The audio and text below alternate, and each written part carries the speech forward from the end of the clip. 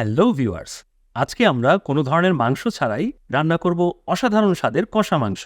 শুনতে কিছুটা অবাক লাগলেও আজকে আমরা যেভাবে দেখিয়েছি ঠিক সেইভাবে যদি সয়াবিন বা সয়া চাঙ্ক রান্না করেন তবে আপনি নিজেই চমকে উঠবেন, কারণ স্বাদে গন্ধে কোনো দিক থেকেই বিফ বা মাটন কষার থেকে কম হবে না। চলুন দেরি না করে মূল রান্নায় চলে যাই। প্রথমেই কড়াইতে কিছুটা পানি বসিয়ে সয়াবিনগুলোকে আমরা সেদ্ধ করে নেব। এখানে আনুমানিক 150 থেকে 200 গ্রামের মতো সয়াবিন আছে, আর এক্সট্রা কোনো কিছুই এখানে দেওয়ার প্রয়োজন নেই। সেদ্ধ হওয়ার পর চুলা থেকে নামিয়ে সয়াবিনগুলোকে একটু ঠান্ডা করে নিতে হবে। আমি যেটা করি, গরম পানি ফেলে দিয়ে কয়েকবার নর্মাল পানি দিয়ে ধুয়ে নিই, এতে করে খুব জলদি এগুলো ঠান্ডা হয়ে যায়। এবার এরকম চিপে চিপে ভেতরে থাকা পানি ভালোভাবে বার করে নিচ্ছি। এভাবে চিপে ভেতরে থাকা পানি বার করে নিলে সয়াবিনের একটা কড়া স্মেল থাকে, সেটা অনেকাংশেই দূর হয়ে যায়। পানি ঝরিয়ে নেবার পর এবার চুলায় একটি কড়াই বসিয়ে আমি 1/3 কাপের মতো তেল দিয়ে দিচ্ছি। তেল গরম হয়ে আসলে সয়াবিনগুলো এর মধ্যে দিয়ে দিব। বেশ ভালোভাবে সময় নিয়ে এগুলোকে একটু ভেজে নিতে হবে। এরকম লাল লাল হয়ে আসলে আমি সয়াবিনগুলোকে নামিয়ে নিচ্ছি। যেহেতু সমস্ত তেল টেনে গেছে, তাই আরও 1/3 কাপের মতো অ্যাড করছি।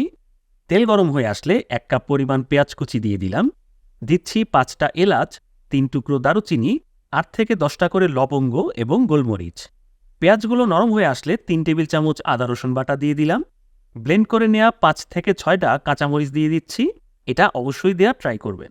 1 চা চামচ করে দিচ্ছি মরিচ, হলুদ এবং ধনে গুঁড়ো। মরিচ আপনাদের স্বাদ অনুযায়ী বাড়িয়ে বা কমিয়ে দিবেন। জিরে বাটা দিলাম। আমি এখানে 1.5 টেবিল চামচ আস্ত জিরে ভালোভাবে বেটে নিয়েছি। আর দিচ্ছি স্বাদমতো কিছুটা লবণ। আপনারা চাইলে এখানে জিরে গুঁড়ো ব্যবহার করতে পারেন, সেক্ষেত্রে পরিমাণে 1 টেবিল চামচ দিতে হবে। যেহেতু মশলাগুলো বেশ অনেকটাই ড্রাই হয়ে গেছে, তাই অল্প একটু পানি দিয়ে দিলাম। এবার সবকিছু একসাথে ভালোমতো কিছুক্ষণ কষিয়ে নিতে হবে। মশলা থেকে এরকম তেল ভেসে ওঠা শুরু করলে ভেজে রাখা সয়াবিনগুলো অ্যাড করছি। 2 থেকে 3 মিনিটের জন্য মশলার সাথে একটু কষিয়ে নেব। কষানো হয়ে গেলে পরিমাণ মতো পানি দিয়ে রান্নাটাকে ঢাকা দিয়ে দিচ্ছি। পানি ফুটে ওঠা শুরু করলে 1 চা চামচ গরম মশলার গুঁড়ো ছড়িয়ে দিলাম।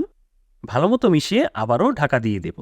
আপনারা যতটুকু গ্রেভি রাখতে চান ঠিক সেই বুঝেই বাকি রান্নাটা করবেন। ফিরে এলাম 10 মিনিট পর।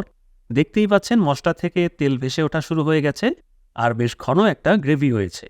রান্নার পর কিন্তু তরকারিটা আরও কিছুটা ড্রাই হয়ে যাবে, তাই এই পর্যায়ে নামিয়ে নিচ্ছি। বন্ধুরা, আজকের রেসিপিটা অবশ্যই বাসায় ট্রাই করে দেখুন।